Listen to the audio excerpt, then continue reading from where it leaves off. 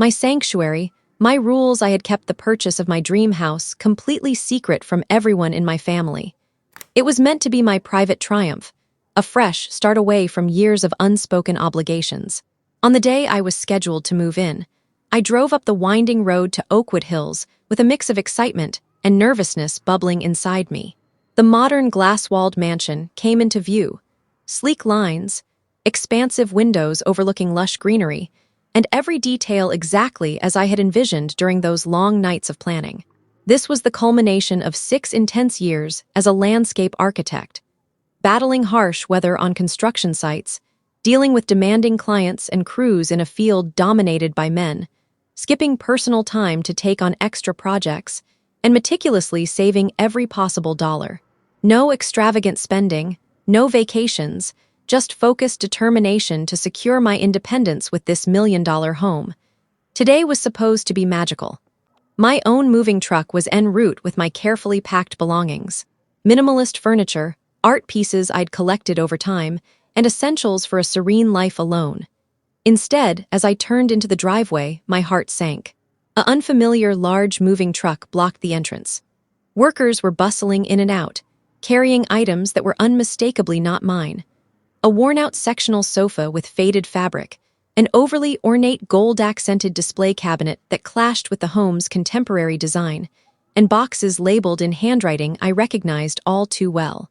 These were my sister Lucy's things, her family's things. From the elevated terrace, I heard the booming, authoritative voice of my brother-in-law Steve. "Watch the corners. That's expensive. It's going in my executive office up here." He gestured grandly, as if he owned the place, barking orders at the movers like a director on set. Peering through the massive floor-to-ceiling glass panels into the open living room, I spotted Lucy corralling her 3 energetic kids. They darted around excitedly, their sneakers tracking dirt across the freshly installed and polished solid oak floors I'd chosen myself. The air inside still held that new home scent of wax and paint, now mingled with chaos. I couldn't bring myself to get out of the car immediately. Shock held me in place. Then, a calculated calm took over. My fingers trembled slightly as I grabbed my phone, hit record on the video app, and began discreetly documenting the scene from my dashboard view.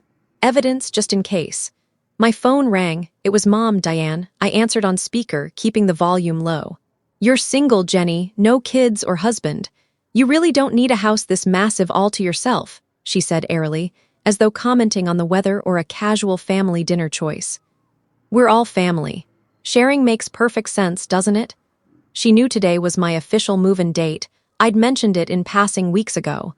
Yet here she was, framing this as some benevolent arrangement. "Mom, what are you talking about? Lucy and Steve are here with movers." "Oh, good, you've seen them. I thought it'd be a nice surprise. They're just helping you get settled." Helping? This looked like a full takeover. I finally stepped out of the car, ignoring a mover who yelled, "Hey, lady, you're in the way, move your vehicle."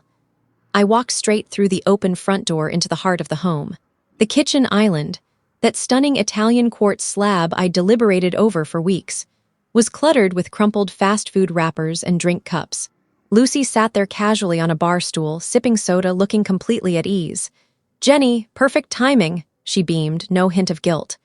"We wanted to surprise you. Mom filled you in, right?" "Lucy, explain this right now. Why is your furniture being unloaded into my house? Why are your children running through my living room leaving marks everywhere?" She tilted her head, genuinely puzzled by my tone. "Come on, didn't Mom go over it? Living here alone in something this big would be wasteful. Our current place is bursting, 3 growing kids, no space. And Steve's launching his new AI consulting firm.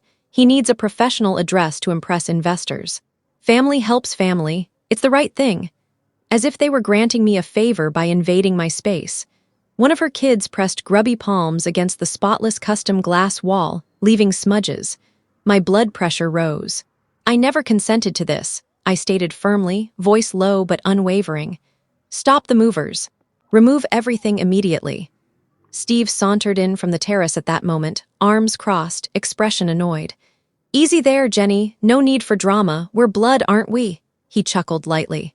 "Yeah, you're handling the payments, but think practically. We'll utilize the space better.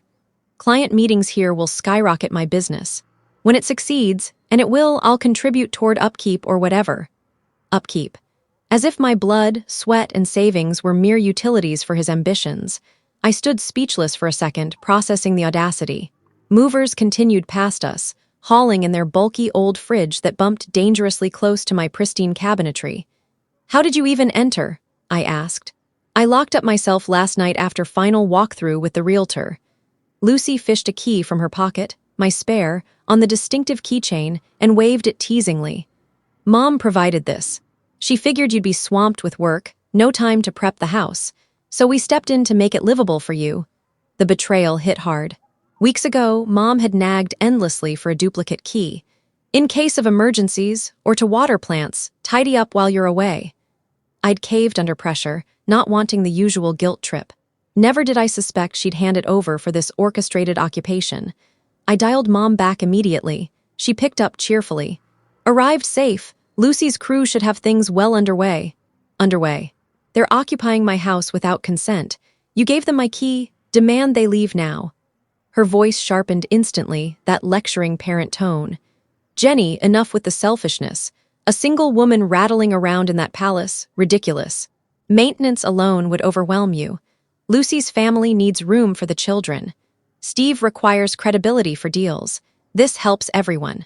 Hoarding it solo is ungrateful. Helps everyone. Remember their past flops, how much of your savings vanished.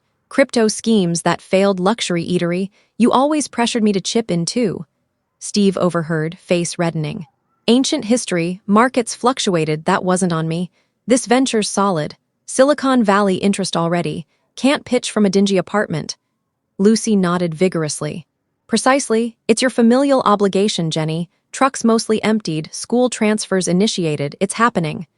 "My house, my money," I insisted. Mom interjected. "We raised you, educated you, that money stems from us. Family assets are shared. They've leased out their old place. Done deal." Click. She ended the call. The living room fell awkwardly quiet except for movers' footsteps. Lucy and Steve resumed chatting about room assignments, confident I'd relent once the fait accompli sank in. But this was the peak of long-standing patterns. My job wasn't pretty gardens.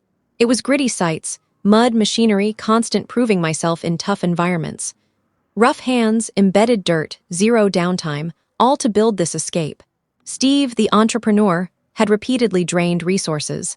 Failed ventures sucking up parental retirement, with pleas to me for temporary aid, promising future windfalls. My stability was punished, their risks rewarded. My success viewed as communal pot, my boundaries as disloyalty. This house symbolized breaking free. "Jenny," Lucy prodded, fingering the counter. "Kitchen's ideal for kids' homework zone. Your office gear can go basement, plenty of storage." That flipped my internal resolve. They saw hesitation as surrender, yet I'd anticipated betrayal. When Mom demanded the key, red flags waved. I complied outwardly but prepared. Same day, I consulted specialist real estate lawyer Peter Morgan. "Family may attempt unauthorized occupation," I explained. "Prepare trespass notices, eviction docs up front. I'll enforce strictly." Provided, solo deed, funding proofs, sworn statement barring entry. Envelope ready in my bag, Lucy pressed. "We're thinking catered dinner tonight, housewarming vibe. Your treat, obviously." No more. I dialed police, non-emergency, and Morgan. "Intrusion active, dispatch now." Steve puzzled. "Intrusion. House issue?" "Major one," I said, pulled envelope. Lucy blanched at law firm logo. "Rule here, my permission required for everything you violated." Sirens approached. Officers arrived promptly. Lucy tried charm. "Misunderstanding, my sister's stressed." "Steve, I'm owner, CEO moving in." Officer to me, "Caller," presented docs. Review complete. Jenny Ford sole owner. Vacate or face charges. Protests ignored, key possession irrelevant. Movers reloaded swiftly. Mom arrived dramatically, outraged. Officers unmoved by pleas. Ultimatum, 15 minutes or arrests. Panic ensued. Items hauled out hastily amid neighbor stares. Confrontations, tears, accusations of heartlessness. I stood firm, protecting my boundaries, no more exploitation. Presented no-contact draft. They departed defeated. I blocked contacts, installed advanced security, served orders. Later reports, Their downfall, cramped living, business ruined by scandal, parents shunned me. Tranquil existence with dog Max, gazing through vast windows at hard-won peace. Thank you for watching my story. If you enjoyed it, please subscribe and press the bell icon. Stay tuned for more real-life stories, get more experiences.